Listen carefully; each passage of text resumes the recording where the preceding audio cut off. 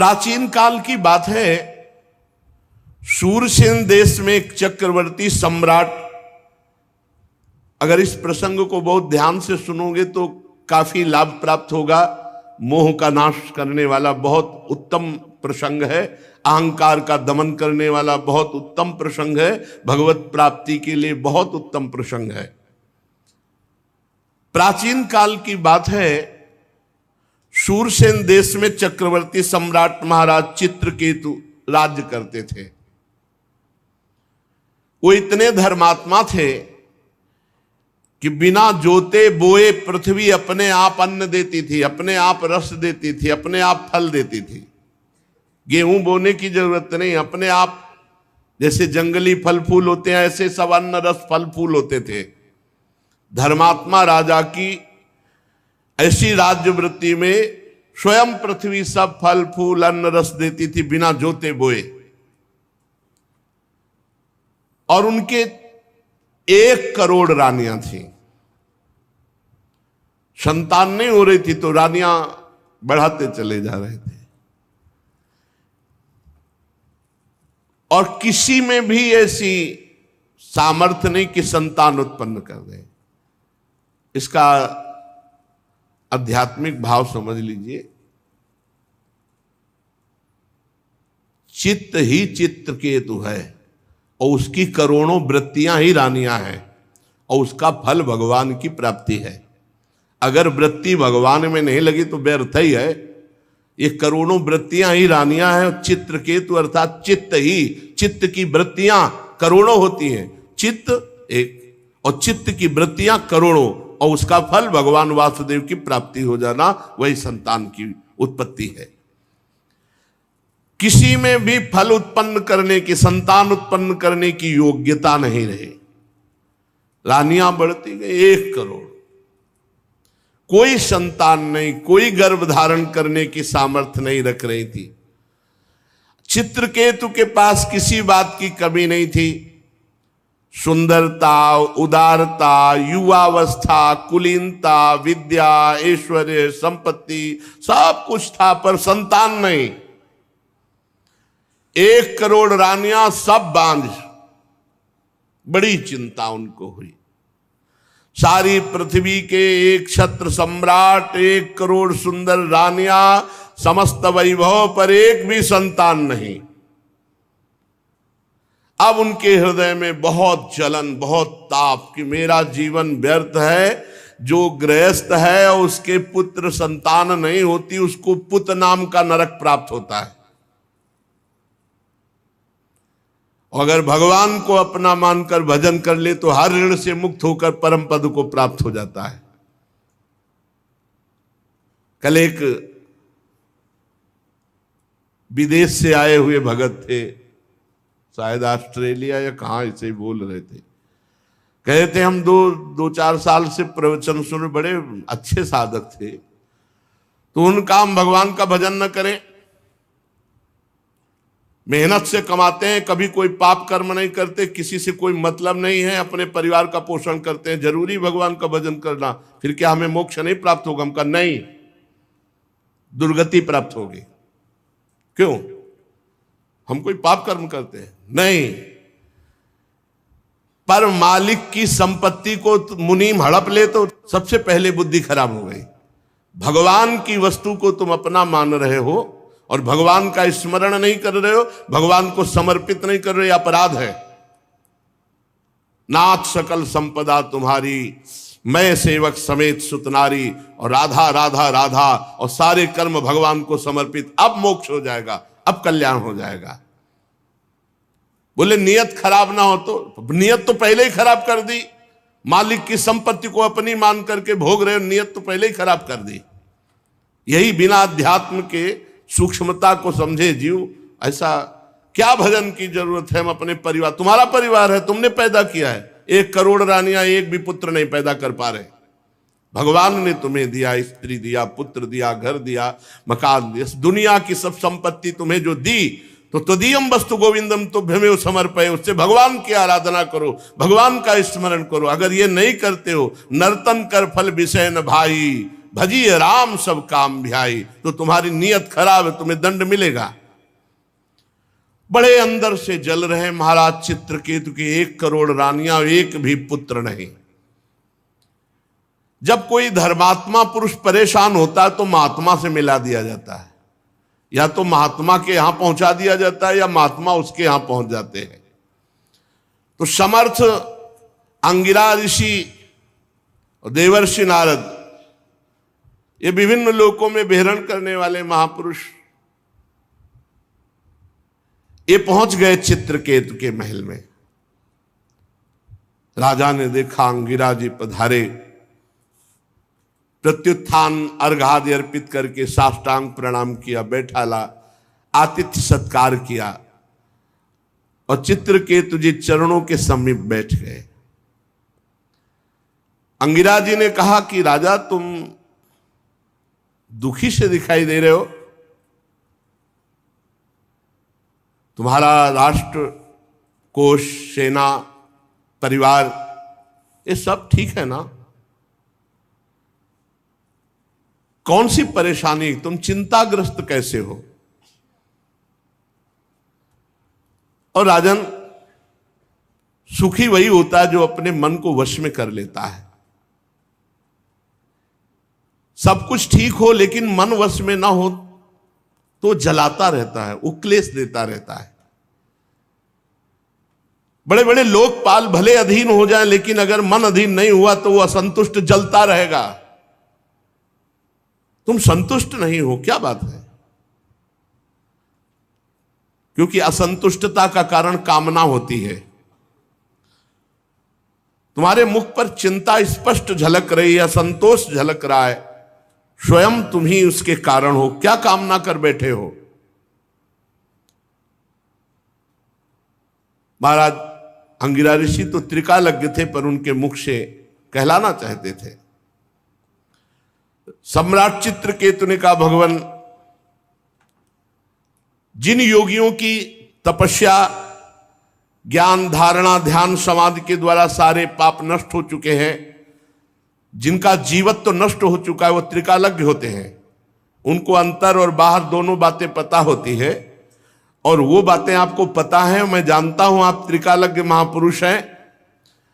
ऐसा होने पर भी जब आप जानबूझकर मुझसे ही सुनना चाहते हैं तो मैं आपकी आज्ञा मान करके निवेदन करता हूं।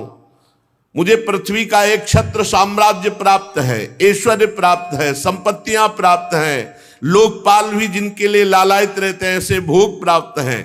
1 करोड़ रानियां हैं, फिर भी एक भी संतान नहीं। महाभाग्यवान महर्षि, मैं तो बहुत दुखी हूं। और मैं ही दुखी नहीं, मेरे पितर भी दुखी हैं, क्योंकि उनको पिंडदान नहीं मिलेगा। जब संतान ही नहीं तो क्या होगा?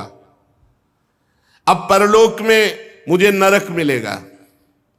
ऐसी व्यवस्था कर दीजिए कि लोक परलोक मेरा सुखमय हो जाए। श्री सुखदेव जी कहते हैं, परीक्षित, जब राजा चित्रकेतु ने इस प्रकार प्रार्थना की तो सर्व समर्थ एवं परम कृपालु ब्रह्मपुत्र भगवान अंगिरा ने त्वष्टा देवता के योग्य चरु निर्माण करके उनका यजन किया। और चित्रकेतु की सबसे बड़ी रानी, जो सद्गुणवती और महान स्वभाव वाली, कृतद्युति उनका नाम था।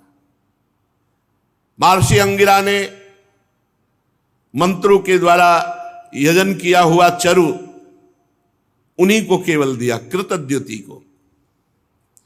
राजा चित्रकेतु से कहा, तुम्हारी पत्नी के गर्भ से एक पुत्र होगा जो तुम्हें हर्ष और शोक दोनों प्रदान करेगा। और ऐसा कहकर अंतर्ध्यान हो गए। चित्रकेतु को एक बात केवल सुनाई दी, तुम्हारे पुत्र होगा। आगे की बात नहीं सुनाई दी, जो हर्ष और सुख प्रदान करने वाला होगा। महारानी कृतद्युति प्रसाद को जो मंत्र से अभिषिक्त था पाया और गर्भ धारण किया। अब तो रोज चित्रकेतु के हृदय में अपार आनंद और सीधे राजकाज करके कृतद्युति के ही महल में जाना। कृतद्युति का गर्भ शुक्ल पक्ष के चंद्रमा के समान दिनों दिन क्रमशः बढ़ने लगा। समय आने पर महारानी कृतद्युति के गर्भ से एक सुंदर पुत्र हुआ। जिस दिन से गर्भ रहा उस दिन से गर्भ जब आज प्रकट हुआ, महाराज रोज वहीं जाते और ये बात शेष रानियों के हृदय में आग पैदा कर दी कि आने की तो बात क्या, देखते भी नहीं महाराज, बस जब देखो कृतद्युति के महल में। अब जब पुत्र हुआ तो महाराज ने राजकाज में भी जाना कम कर दिया, बस इतने आनंदित पुत्र के लाड़ प्यार में खूब लुटाया हर्ष। सम्राट थे, कोई कमी तो थी नहीं। वस्त्राभूषणों से सुसज्जित होकर ब्राह्मणों से स्वस्ति वाचन कराया, पुत्र का जात कर्म संस्कार करवाया और ब्रह्म ऋषियों को, ब्राह्मणों को सोना चांदी वस्त्र आभूषण, गांव के गांव और घोड़े हाथी 6 अर्बुद गौओं का दान किया। 6 अर्बुद। राजा चित्रकेतु पुत्र के लिए धान, सब कुछ जो जो मांगा सब कुछ, ब्रह्म ऋषियों को, मांगने वालों को। जैसे मेघ वर्षा करता है ऐसे धन की वर्षा की चित्रकेतु जी ने, क्योंकि बड़ी कठिनाई और कामनाओं के बाद पुत्र की प्राप्ति हुई। महारानी कृतद्युति बहुत गर्व में, क्योंकि पुत्र हुआ तो उनका सबसे बड़ा सम्मान। 1 करोड़ रानियां थी, अन्य रानियों के हृदय में बहुत ही सवतिया डाह, ये बहुत जलन वाला होता है। एकत्रित होने लगी, वो कहे बहन तुम्हारे यहां आए महाराज? बोले नहीं हमारे यहां। बोले देख रही हो रोज कृतद्युति के पास जाते हैं, हम देख रहे हैं कि महाराज कृतद्युति को प्यार कर रहे हैं क्योंकि उनके पुत्र हुआ, हम सब बांझ हैं इसलिए हमारा तिरस्कार कर रहे हैं। एक तो वैसे ही हम जल रही थी कि हमारे गर्भ नहीं रहा, उनके गर्भ हुआ, और दूसरे महाराज भी प्यार नहीं कर रहे। इतनी डाह पैदा हुई कि आपस में कहने लगी कि हम तो अभागिनी हैं ही, पर इनको भी सौभाग्यशालिनी रहने नहीं देंगी। बड़ा विचित्र है ये डाह जो है, ईर्ष्या जो है, ये बहुत जलन पैदा करती है और बड़ा अनर्थ करा देती, बड़ा पाप करा देती है। देखो ना, अब तो महाराज मुझे पत्नी भी मानने के लिए स्वीकार नहीं कर, सीधे बस कृतद्युति के महल में। सचमुच हम सब धिक्कार के योग्य हो गई। देखो हम तो दासियों के समान भी नहीं रही, हम लोग बड़ी अभागिनी हैं। बार बार तिरस्कार पा करके भी सह रही इस तिरस्कार। अब सबने कृतद्युति के प्रति द्वेष प्रकट किया, और द्वेष डाह से बुद्धि मारी जाती है। उनके हृदय में क्रूरता छा गई और सबने एक संगोष्ठी बैठा ली अन्य रानियों ने, और कर कहा कि अगर राजे कुमार मार दिया जाए तो कृतद्युति जो फूली फूली घूम रही है ये सब ठीक हो जाएगा। देखो ईर्ष्या कौन सा रूप धारण करती है। नन्हे राजकुमार को मारने का प्लान बना लिया, संकल्प कर लिया। अब प्रायः धायमा राजकुमार की सेवा में कई लगी रहती थी। एक धाय को संपत्ति और भय, संपत्ति दिया और भय कि अगर नहीं करेगी तो तेरे मृत्यु दंड दिलाएंगे। तो वो तो रानियां ही हैं, भयभीत हो करके बच्चे के दुग्ध में हलाहल जहर डाल करके पिला दिया गया। देखो ईर्ष्या के कारण इनको ये ध्यान नहीं रहा कि महाराज की हालत क्या होगी। अपने हृदय की जलन मिटाने के लिए कितना बड़ा अनर्थ कार्य कर दिया कि पूरे राज्य का भविष्य उन्होंने चौपट कर दिया। अब जब बच्चा सो रहा है तो नजदीक जाकर कृतद्युति लौट आती, हाल तो बहुत आनंद से सो रहा है, इधर उधर डोलती, लेकिन बहुत समय हो गया। अब धाय से कहा उठाकर ला बालक को, जो आ गया। धाय उस बालक को देखकर चीख पड़ी, क्योंकि अलग अलग धाय होती थी। पूरा नीला शरीर पड़ चुका था। हाय हाय चिल्लाने लगी और मूर्छित सी हो गई। धाय की दशा देखकर रानी दौड़ करके गई और देखा पूरा शरीर नीला, क्योंकि इतना जोर का जहर दिया गया था कि बचने की संभावना ना हो। आंखें उलट गई थी, पूरा शरीर, मुख से फेन निकल रहा था, प्राण निकल चुके थे, मृत शरीर। देखते ही वो तो मां थी, शोक से मूर्छित होकर गिर गई। शरीर अस्त व्यस्त, फिर होश आवे, फिर मूर्छित। रनिवास की सब रानियां एकत्रित हो गई। वो हत्यारिणी भी, वो कृतद्युति से ज्यादा नाटक कर रही थी रोने और बेहोश होने का, जिन्होंने जहर दिलाया था।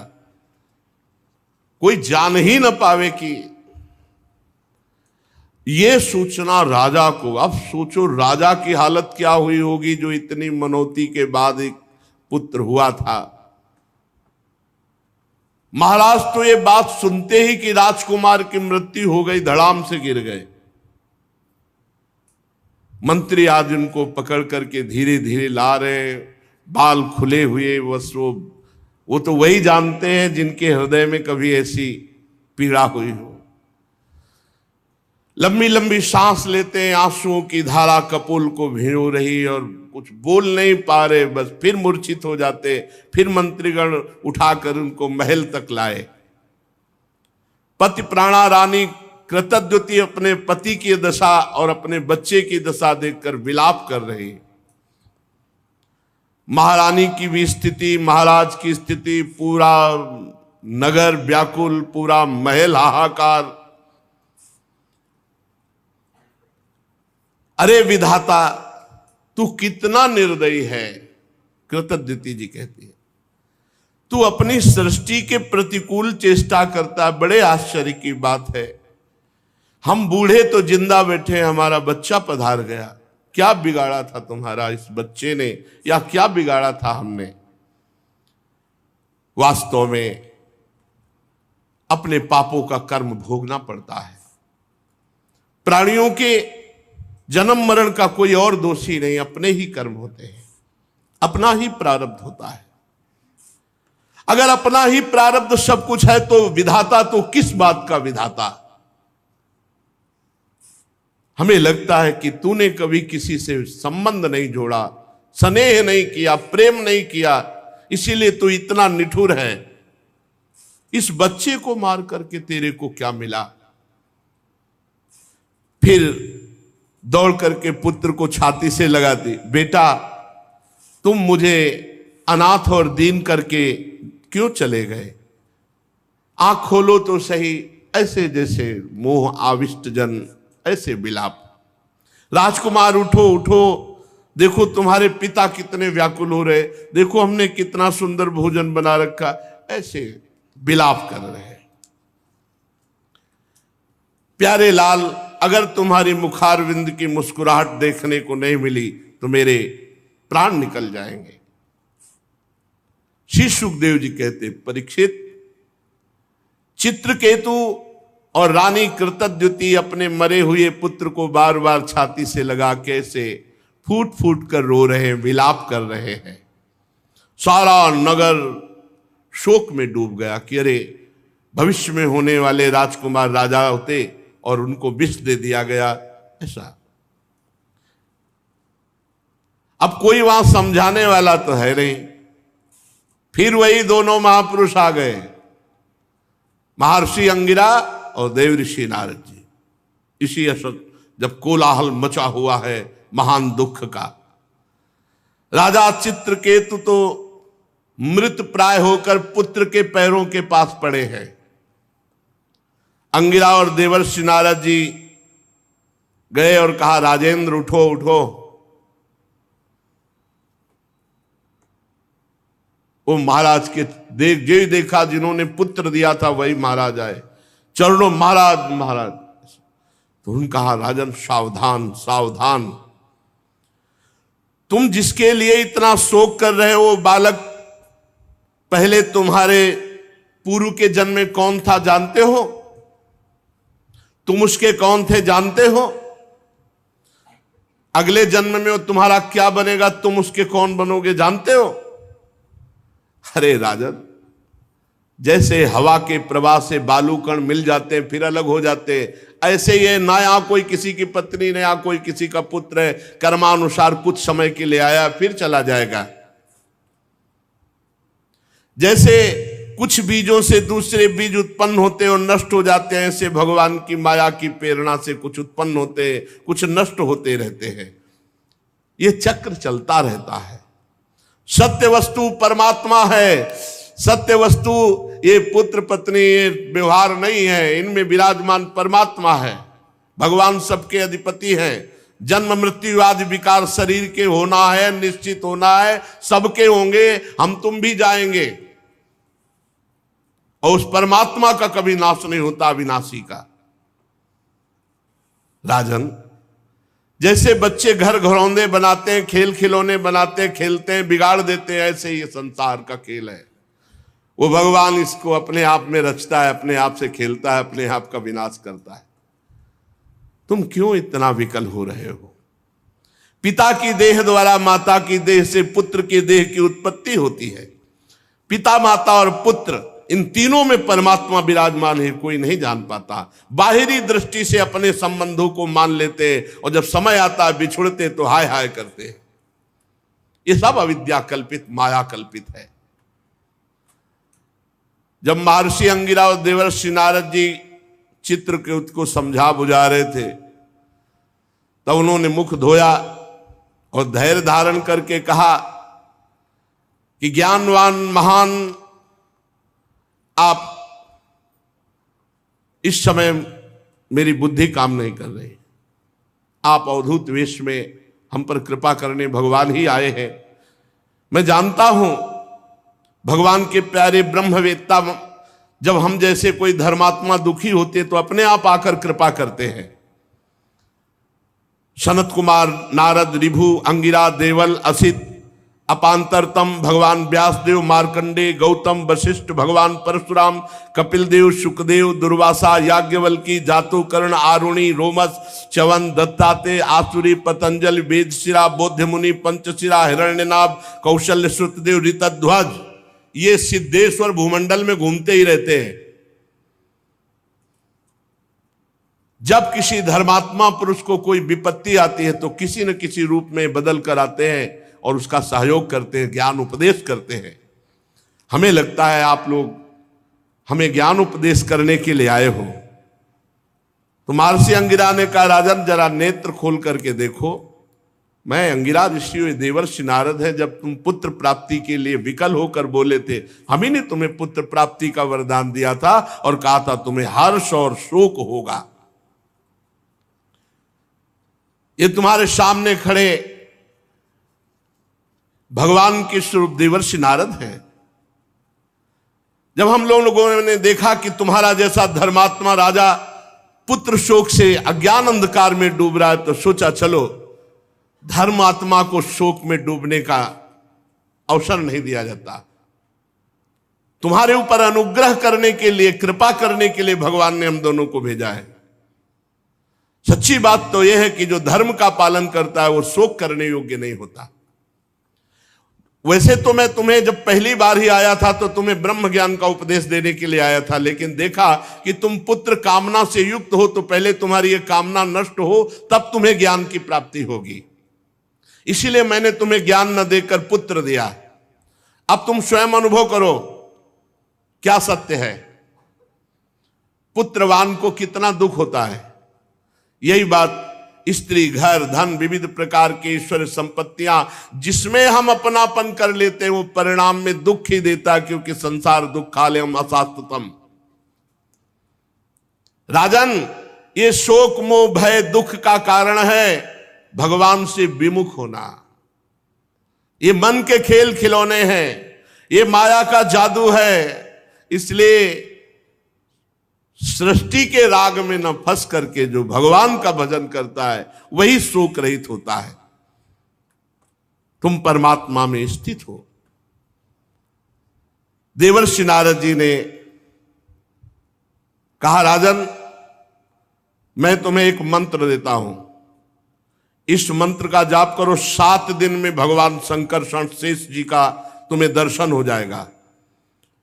भगवान शंकर आदि ने श्री शंकरषण देव की ही चरणों का आश्रय लिया था और द्वैत का भ्रम त्याग कर महामहिमा में शुद्ध ज्ञान को, इससे बढ़कर कोई नहीं है, इसी को परम पद कहते हैं। देखा कि मंत्र लेने में रुचि नहीं है क्योंकि पुत्र पधारा है। शोक और समय मंत्र। देवर्षि नारद जी ने आकर्षण किया उस जीवात्मा का जो पुत्र के रूप में आई थी। देवर्षि नारद जी ने कहा, जीवात्मन पश्य भद्रम ते मातरम पितरम चते सुहृदो बांधवास तप्ता सुचा त्वत्कृत्या भृशम कलेवरम स्वाम अविश्य शेषमायु सुहृद व्रता भुंक्ष भोगान पितृ प्रत्तान तिष्ठ नृपासनम। चलो इस शरीर में आ जाओ और पूरी आयु व्यतीत करके तब फिर यहां से जाना। आ जाओ, जीवात्मा को बुलाया। ये देखो तुम्हारे पिता कैसे व्यतीत हो रहे हैं, माता कैसे, और सब पूरा महल कैसा रो रहा है। आओ और पिता के दिए हुए भोगों को भोगो, और मैं कह रहा हूं पूरी आयु व्यतीत करो। चलो अपने शरीर पे आ जाओ। जीवात्मा ने आवाज की, कहा, देवर्षि जी आप कह रहे हैं, आप कह रहे हैं कि मेरे पिता है, माता है। अरे इसके कितनी बार मैं बाप बन चुका हूं, कितनी बार इसका माता बन चुका हूं। ये मेरा माता पिता नहीं है। ये कितनी बार भाई बन चुका है, कितनी बार नाती बन चुका है, कितनी बार हमारा शत्रु बन चुका है। ये कितनी बार हमसे उदासीन हुआ है, कितनी बार हमसे द्वेष किया है। अपने कर्मानुसार मैं आज इसका पुत्र बना था, बस इतने समय के लिए। ये मेरा कोई नहीं है। जैसे व्यापारी के पास से सामान एक के पास दूसरे के पास जाती रहती है, ऐसे कर्मानुसार जीव एक के पास दूसरे के पास जाता रहता है। विचार करने से पता चलता है। 4 दिन इसके यहां जन्म ले लिया, ये हाय हाय करके कह रहा है मेरा पुत्र, मेरा पुत्र। ये सुना रहे हैं सबको, सबके बीच में सुना रहे हैं। नित्य अहंकार रहित वो जब जीव अपने कर्मानुसार गर्भ में आता है, तभी तक, जब तक शरीर में रहता है तभी तक वो माता पिता मानता है। इसके बाद कुछ नहीं उसकी याद, कोई उसका नहीं। जैसे कोई लोग पूछते हैं कि हम जब मर के जाएंगे तो हमारे पिता हमसे बात करेंगे, माता बस शरीर तक, शरीर छूटा काम खत्म। शरीर तक केवल संबंध। मैं अविनाशी हूं, मैं सूक्ष्म हूं, जन्मादि से रहित हूं, अपने कर्मवश इसके गर्भ में आया था। ये ना मेरी माता है, ना मैं इसका पुत्र हूं। जन्म मृत्यु से रहित हूं, मैं ईश्वर स्वरूप हूं। ना तो मेरा कोई प्रिय है, ना कोई अप्रिय है, ना मेरा कोई अपना है, ना कोई पराया है, ना कोई हित है, ना कोई अहित है, ना कोई मित्र है, ना कोई शत्रु है। मैं सबसे उदासीन, मैं अद्वितीय हूं। इस शरीर कर्मानुसार ग्रहण करने मात्र से केवल कुछ समय के लिए मैं पुत्र बना था। राजा से कहा सुनो, और देवर्षि नारद जी से जीवात्मा ने कहा कि अब इस शरीर, गंदे शरीर को मैं स्वीकार नहीं करता। राजा ने कहा कि जाओ जाओ, मोह नष्ट हो गया। क्योंकि जब ज्ञान की बात सुनी, जीवात्मा ऐसा कहकर अंतर ध्यान हो गया, राजा का मोह बंधन कटा। फिर उन्होंने मंत्र लिया। पहले मंत्र, मोह गए बिनु राम पद होई न दृढ़। बहुत मोह विचित्र होता है। अब तो राजा ने उदासीन होकर के कहा इसका जात संस्कार कर दो। शरीर का और दैहिक क्रियाएं पूर्ण की गई। राजा ने दुस्तज स्नेह का त्याग किया, और जिन रानियों ने बच्चे को विष दिया था वे सब बाल हत्या के कारण श्रीहीन हो गई। अब तो हाय हाय उनके हृदय में जलन, अब उसका पाप का सब चिल्ला चिल्ला कर कहने लगे कि मैंने विष दिया। पाप छुपता नहीं, वो नष्ट करता है। अंगिरा जी ने उनको भी उपदेश दिया, बाल हत्या का प्रायश्चित करवाया, मात्सर्यहीन करके उनको भजन में लगाया।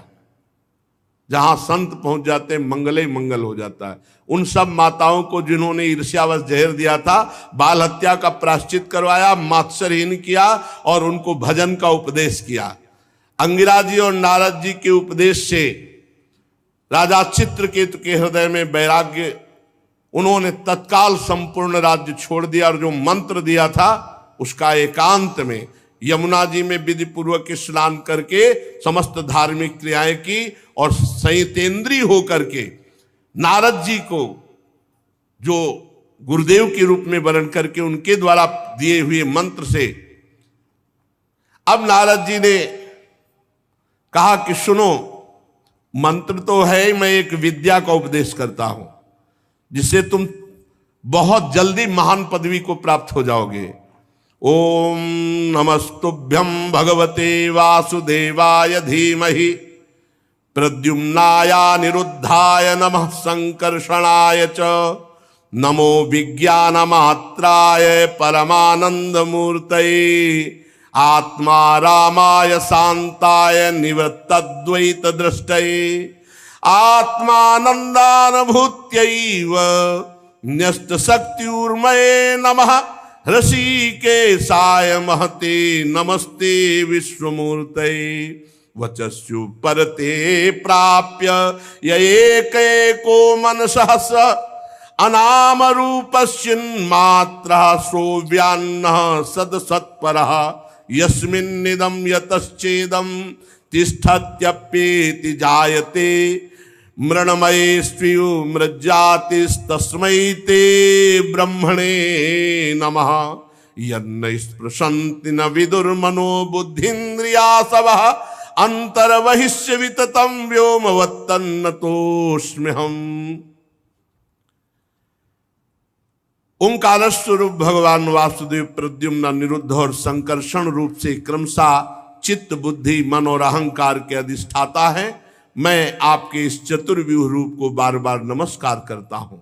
आप विशुद्ध विज्ञान स्वरूप हैं, आपकी मूर्ति परमानंदमयी है, आप अपने स्वरूप भूत आनंद में मगन रहते हैं, आप माया जनित राग द्वेष आदि दोषों का तिरस्कार करते हैं। हे प्रभु, मैं आपको नमस्कार करता हूं। आप सबकी समस्त इंद्रियों के प्रेरक परम महान विराट रूप है। हे प्रभु, मैं आपको नमस्कार करता हूं। मन सहित वाणी आप तक ना पहुंच करके बीच से ही लौट आती है। उसके उपरत हो जाने पर जो अद्वितीय नाम रूप रहित चेतन मात्र और कार्य कारण से परे की वस्तु होए, वो प्रभु आप है। आप हमारी रक्षा कीजिए। नारद जी ने इस महाविद्या का उपदेश किया। देवर्षि नारद अपने शरणागत भक्त चित्रकेतु को इस विद्या का उपदेश करके महर्षि अंगिरा जी के साथ अंतर्ध्यान हो गए। चित्रकेतु ने देवर्षि नारद के द्वारा उपदिष्ट मंत्र और विद्या के अनुसार 7 दिन तक केवल जल पीकर बड़ी एकाग्रता से रात दिन अनुष्ठान किया, जप किया। 7 रात के पश्चात राजा चित्रकेतु को विद्याधरों का अखंड आधिपत्य प्राप्त हो गया। इसके बाद कुछ ही दिनों में इनका मन और भी शुद्ध हुआ, तो इन्होंने देखा देवादिदेव भगवान संकर्षण शेष जी सामने विराजमान है। उन्होंने देखा कि पहले बड़े बड़े सिद्धेश्वर, फिर उनके बीच में गौरवर्ण नीलांबर धारण किए हुए भगवान शेष जी, सिर पर किरीट, बाहों में बाजूबंद, कमर में करदनी, कलाई में कंगन, आभूषण चमक रहे, नेत्र रत्नाने हैं, मुख पर प्रसन्नता छा रही। भगवान शेष जी का दर्शन करके चित्रकेतु पूर्ण निष्पाप हो गए। अंतःकरण स्वच्छ निर्मल हो गया। हृदय में ऐसा आनंद आया कि शेष भगवान के दर्शन से अश्रु प्रवाह होने लगा। रोम रोम आनंद से खिल उठा। आदि पुरुष भगवान शेष जी के चरणों में बार बार नमस्कार। आंखों से आंसू टपक रहे, बार बार भगवान के चरणों में प्रणाम कर रहे हैं। प्रेमोद्वेग से एक अक्षर भी नहीं निकला। बहुत देर तक वो रुदन करते रहे। भगवान शेष जी की कुछ भी स्तुति न कर पाए। थोड़ी देर बाद भगवान की कृपा शक्ति से उनमें कुछ बल आया। तब अपनी विवेक बुद्धि से मन और इंद्रियों को समाहित करके भगवान के द्वारा प्रेरित भगवान की स्तुति करने लगे। चित्रकेतु जी, चित्रकेतु जी ने कहा, हे अजित, जितेंद्रियम समदर्शी साधुओं ने आपको जीत लिया है। अजित जिता सममति भी साधुभिर भवान जितात्मभिर भवता विजितास्ते पिच भजता मकामात्मनाम या आत्मदोति करुणा। जिन्होंने अपनी इंद्रियों पर विजय प्राप्त कर लिया है, जो सब में भगवान का दर्शन करते हैं, ऐसे संतों ने हे अजित आपको जीत लिया है। आपने अपने सौंदर्य, माधुर्य, कारुण्य आदि गुणों से अपने भक्तों को वश में कर लिया है। अहो आप धन्य हैं।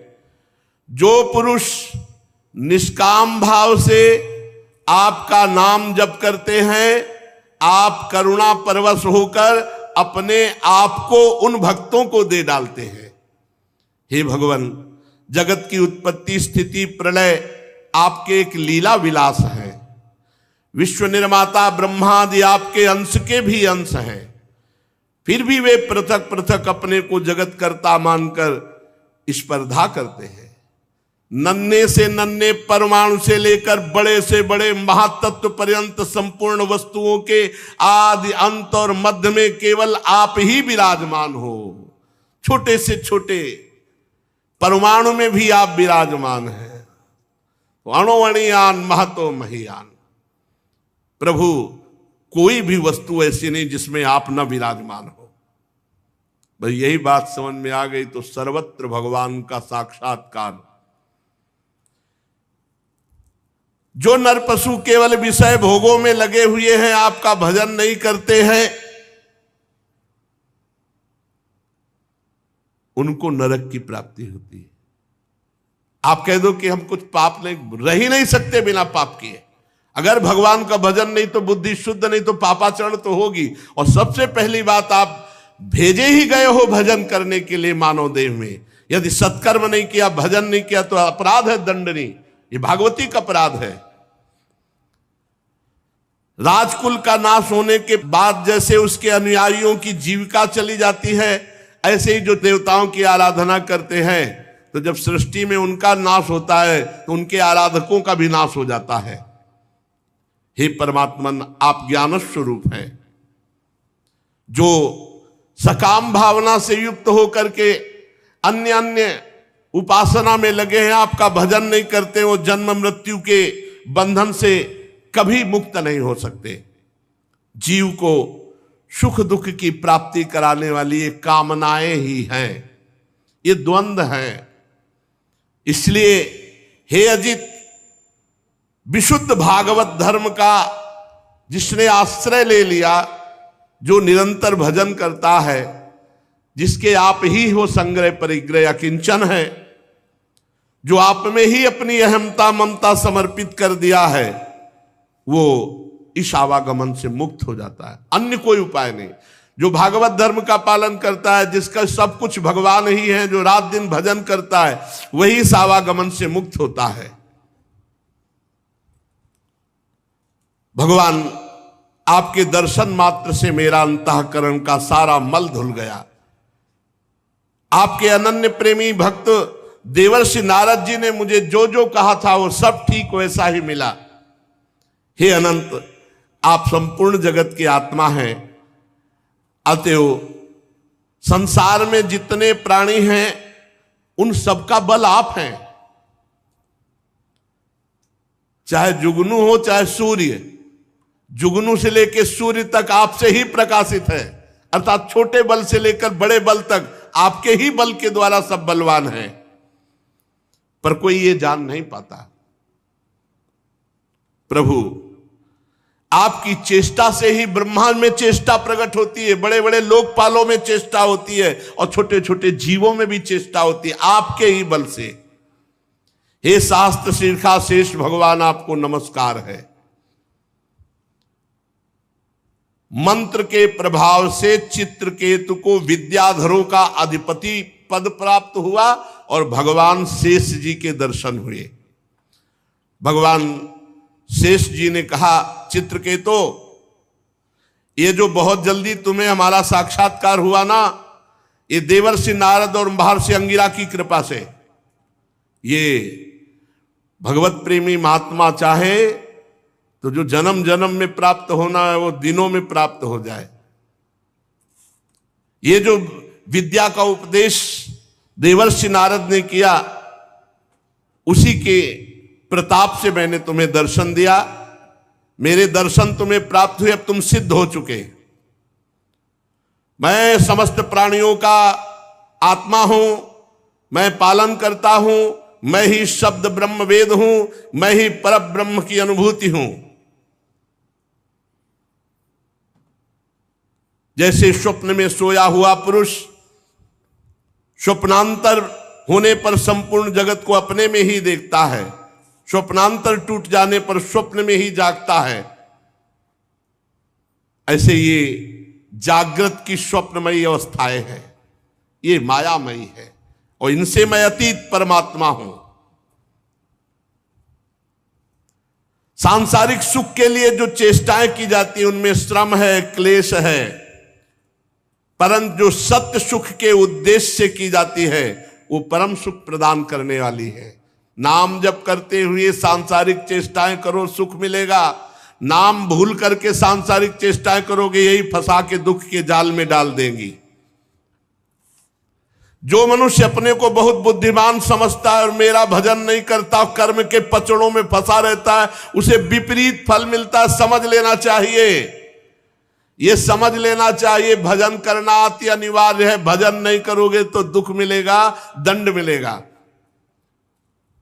इसलिए लोक में देखे हुए, परलोक में सुने हुए भोगों की चक्कर में ना पड़कर उनसे अपना पिंड छुड़ाकर मेरा नाम जप करे, मेरा भजन करते हुए अपने कर्तव्य कर्म को करे। योग मार्ग में तत्व को समझने वाला वही निपुण है जो ये बात समझ ले, जीव का सबसे बड़ा कर्तव्य, सबसे बड़ा स्वार्थ, सबसे बड़ा परमार्थ है कि वो मेरा साक्षात्कार कर ले। जाओ, आज से तुम सिद्ध हो गए। भगवान ने प्रमाण दे दिया और भगवान शेष जी अंतर ध्यान हो गए।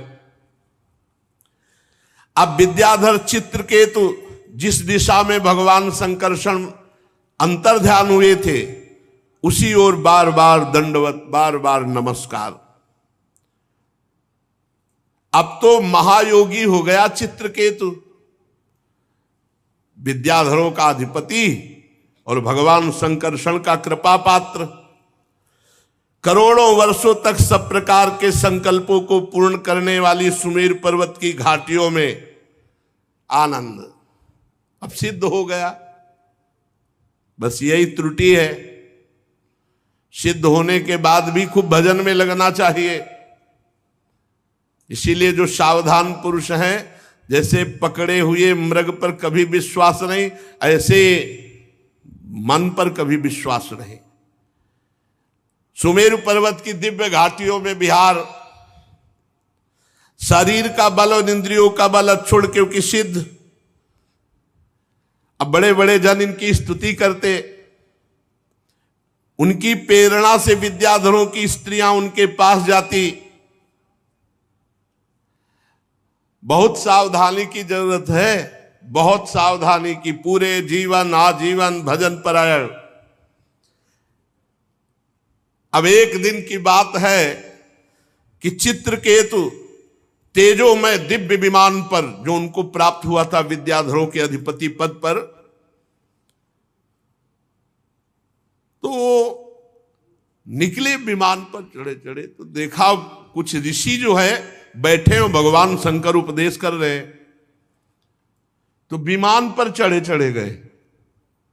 अरे थोड़ा तो बुद्धि ठिकाने रहनी चाहिए, ये अहंकार आ गया। देखो भगवत साक्षात्कार के बाद भी अगर भजन में त्रुटि हो गई तो किसी और की माया नहीं, उन्हीं की माया है, उतने पे भी भ्रम पैदा कर देगी। ये भी बात समझ लो। इसीलिए जो सिद्ध महापुरुष होते हैं रात दिन भजन में लगे रहते हैं, भजन से नहीं हटते। ये नहीं कि सिद्ध हो गए तो अब चलो सुमेरु की घाटियों पर विहार करते हैं। देख लो उद्दंडता नहीं गई महाराज चित्रकेतु की, बहुत जल्दी सिद्ध हो गए। 7 दिन में तो अधिपति पद प्राप्त हो गया, क्योंकि ऋषि कृपा हो गई। सत्संग बराबर मिलना चाहिए, भजन बराबर होना चाहिए। न सिद्धों की भी बुद्धि में फर्क डाल देती माया। ज्ञानी नाम पिचेताल से देवी भगवती हिसाब बलादा कृष्ण मोहाय महामाया प्रेक्षति। उन्होंने विमान पर चढ़े चढ़े देखा कि बहुत से मुनियों की सभा लगी हुई है, बड़े बड़े सिद्ध बैठे हुए हैं, और भगवान शिव आसन पर बैठे हुए, और भगवती पार्वती जी वामांग की गोद में विराजमान है। भगवान शिव की बाईं जंघा पर अंबा पार्वती जी विराजमान है, और बड़े बड़े ऋषि मुनियों के बीच में बैठे हुए उपदेश कर रहे हैं। चित्रकेतु विमान पर चढ़े चढ़े ही पहुंच गया। अरे इतना तो हो साला चाहिए कि तुम्हारे से ज्यादा सिद्ध वहां जमीन में बैठे हैं, और सब सिद्धों के गुरु भगवान शंकर। तो ये विमान ही पे चढ़ा गया नीचे। विमान को ऐसे नीचे मतलब जमीन में नहीं उतारा, ऐसे बीच इच्छाधारी विमान होते, जो आप इच्छा करो वैसे विमान। तो वैसे भगवान शंकर के समकक्ष विमान लेके गया। बड़ा भारी अपराध है, बड़ा भारी अपराध। विमान पर चढ़े चढ़े उनके पास गया, और पार्वती जी तरफ देख करके हंसने लगा, और जोर जोर से कहने लगा, एस लोक गुरु साक्षात धर्मम वक्ता शरीरिणाम आस्ते मुख्या सभायाम वै मुथुनि भूय भार्यया जटाधर तीव्र तपा ब्रह्मवादि सभापति अंगीकृत स्त्रियम चास्ते गत ही प्राकृतो यथा। वो तो थोड़ा और अशुद्ध शब्द बोल रहा है। विमान पे चढ़े थे, बुद्धि भ्रष्ट हो गई। बहुत कितना कड़ुआ बोला, मतलब भगवान के सामने कोई बोल सकता है, और ये नहीं जानते कि वही पार्वती है, वही शिव है। अरे महायोगी भगवान शिव। भगवान शंकर तो मुस्कुरा दिए, जैसे छोटा बच्चा कोई उद्दंडता पूर्वक बोले तो पिता मुस्कुरा देते ना। तो भगवान शंकर, भगवान अपि तच्छ्रुत्वा प्रास्या अगाध धीर नृप, अगाध ब्रह्मबोध प्रदान करने वाले भगवान शिव तो केवल मुस्कुरा दिए, बच्चा है। चित्रकेतु अब भी कटाक्ष करके पार्वती जी की तरफ हंस रहा था। भगवान शिव शांत बैठे। सब ऋषि मुनि, अरे इसकी बुद्धि भ्रष्ट क्या बोल रहा है। अरे सनकादि अब ऋषि मुनि हुआ, कोई ये थोड़ी है कि सब सिद्ध भगवत प्राप्त महापुरुष वहां बैठे, ब्रह्मबोध चर्चा हो रही। चित्रकेतु को भगवान शंकर का प्रभाव नहीं मालूम था, सत्संग नहीं हुआ। बहुत काल सत्संग करने से तब बात भक्तमाली जी कह रहे थे, बिना सत्संग के भगवान मिल सकते, उद्दंडता नहीं जा सकती। अगर साधु सेवन किया होता ना 2-4 साल, लंगोटी धोया होता महात्मा की, तो इसकी बुद्धि खराब नहीं होती। मंत्र दे दिया, 7 दिन में मंत्र के प्रभाव से विद्याधर का अधिपति बना। थोड़े दिन और जब किया, संकर्षण भगवान का दर्शन हो गया। अभी एक कुछ दिन रहता संतों के, नारद जी के पास, संतों के पास रहता, तो उद्दंडता ना रहती इसकी। इतनी बड़ी उद्दंडता। जितने भी सभा में बैठे थे सब की रुद्र दृष्टि हो गई, कैसे बात कर रहा है, भगवान शिव से कैसे बात कर रहा है। चित्रकेतु को भगवान शंकर का प्रभाव नहीं पता था, इसलिए वो ऐसे अशुद्ध शब्द बोल गया। और उसको एक अहंकार हो गया। रुषाहा देवी दृष्टाय निर्जितात्माभिमानिने, उसको घमंड था कि मैं विद्याधरों का अधिपति हूं और मैंने संकर्षण भगवान का साक्षात्कार किया। ये बहुत ही आश्चर्य की बात है। इसीलिए सत्संग अनिवार्य है। कोई भी कितना भी बड़ा सत्संग अनिवार्य है। घमंड आ गया, घमंड ना होता तो भगवान शंकर को देख के साष्टांग दंडवत होता, विमान से कूद पड़ता। विमान पे चढ़े चढ़े वहां गया। पार्वती जी ने कहा, भगवान शिव तो कुछ नहीं बोले और सभा में सबको रोष था, लेकिन सब मर्यादित, बिना शिव आज्ञा के कोई कुछ कह नहीं सकता। तो पार्वती जी बोले, अयम किम धुना लोके शास्ता दंड धरा प्रभु, हम जैसे निर्लज्जों को दंड देने वाले तुम भगवान हुए हो। वो मुझे नहीं पता था कि तुम हम जैसों को दंड देने वाले हो। निर्लज्ज शासन करने चला है। जान पड़ता है ये जो सामने बैठे हैं ब्रह्मा जी, भृगु जी, नारद जी, सनक सनंदन सनातन सनत कुमार, कपिल देव जी, मनु जी, ये जो बड़े बड़े नीचे बैठे हुए भगवान शिव से सत्संग कर रहे हैं, इनको ज्ञान नहीं है। तू आया धर्म मर्यादा का उल्लंघन करने वाले भगवान शिव को उपदेश देने। ये ब्रह्मादि महापुरुष बैठ करके चरणों की आराधना करके उपदेश सुन रहे हैं। उन्हीं मंगलों को मंगल बनाने वाले साक्षात जगत गुरु भगवान शंकर का अपमान करने वाले तू शासन करने आया है। तू किनके ऊपर शासन की चेष्टा कर रहा है? तू दंड का पात्र है। वो दंड माता जी ने कहा। तुझे घमंड हो गया है, दिखाई दे रहा है विमान में बैठा मूर्ख। भगवान श्री हरि के पावन चरण कमलों के सानिध्य में रहने लायक नहीं तू। जिनकी उपासना बड़े बड़े सत्पुरुष किया करते हैं, उनके सामने ऐसी उद्दंड भाषा। ए दुर्मते, जा, मैं साप देती हूं तो पाप में असुर योनि को प्राप्त हो। होश ठिकाने आ गए काल चित्रकेतु के, तत्काल होश ठिकाने। माता जो है दुष्ट, भगवान शिव पर शासन करने चला है। जा, आज के बाद किसी महापुरुष का अपराध करने की तेरी हिम्मत नहीं पड़ेगी। परीक्षित जे ही चित्रकेतु को शाप दिया, सो सारा घमंड का नशा उतरा, कूद पड़ा विमान से और सिर के बल भगवान और अंबा जी के चरणों, क्षमा करो क्षमा। ये बहुत विचित्र होता है पदाभिमान। बड़ा आश्चर्य है, संकर्षण भगवान का साक्षात्कार करने पर भी देखो दंडता। इसीलिए मोरे मन प्रभु अस विश्वासा, राम ते अधिक राम कर दासा। भगवान के दासों का निरंतर संग करे तो उद्दंडता खत्म हो जाएगी। भगवत साक्षात्कार होने पर भी उद्दंडता बनी रहती है। यदि सत्संग ना हो तो कहीं ना कहीं अक्रूर जी मणि लेकर काशी चले गए थे। बड़ी ऊंचाई पर पहुंचे हुए को भी माया आकर्षित कर लेती, इसलिए रोज सत्संग, खूब नाम जप, भगवत लीला कथा श्रवण, ये एक तार चलना चाहिए। अंतर पड़ा तो सिद्धों को भी चपेट में ले लेती है माया, कोई साधारण नहीं। चित्रकेतु खोपड़ी के बल माता अंबा और भगवान शिव। अब चित्रकेतु हाथ जोड़कर बार बार कांपता हुआ, प्रतिगृहणामिते शापो मात्मनोंजलनाम्बिके।